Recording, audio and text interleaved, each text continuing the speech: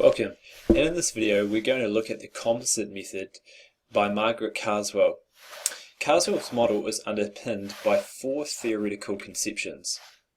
The first is that scripture text should be experienced as story, enabling students to think and imagine what they hear. Secondly, students engage directly with the scripture text. The teacher's role is therefore to deliberately arrange activities so that the Bible can be brought into direct contact with students. Next, the scripture text should be actively taught rather than simply used with children. This entails that the teacher must engage in some study of the text prior to teaching, so that their teaching is based on a grounded understanding. And finally, a thematic approach to biblical teaching is required, in which themes are drawn from the Bible itself. Teachers need to be discerning in their selection of texts to ensure that those chosen provide a stepping stone in the development of your students' understanding. The composite model has a three-stage process on the screen here. So we need to prepare our students to hear the word. They then hear and encounter the word, and finally they respond to the word. Let's break down the composite method here. Prepare the word. Sometimes students can be brought into contact with a passage of scripture on the assumption that they already know where it came from, when it was written, by whom, and for what purpose.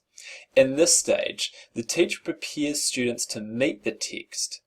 Activities which invite students to tune into the context and nature of the text being explored is an essential element of the process. Questions around such activities could be planned include these. Have they heard of the stories by this author? Can they recall them? What do they remember about the author?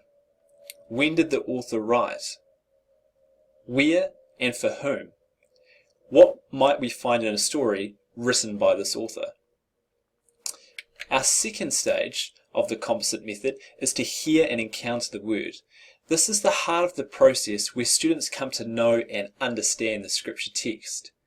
Where possible, the story is told and students are then provided with opportunities for interacting and engaging with the written text.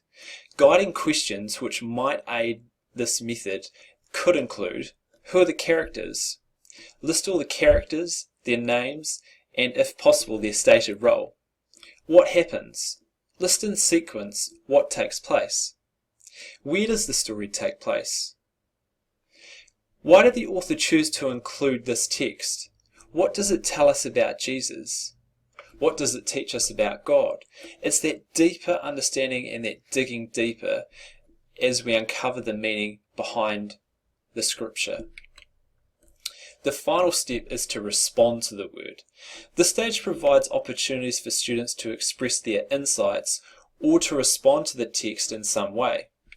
Activities which could form part of this stage may include constructing timelines, researching the scripture passage with a scripture commentary, constructing models, writing a modern parable of the text they're studying, dramatizing the piece of scripture, recording their own understanding of the piece of scripture itself, or writing a review of the event for a newspaper. So looking at the composite model, we have three processes.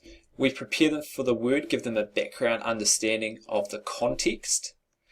We then allow our students to hear and encounter the word, where they actually engage and analyze the text.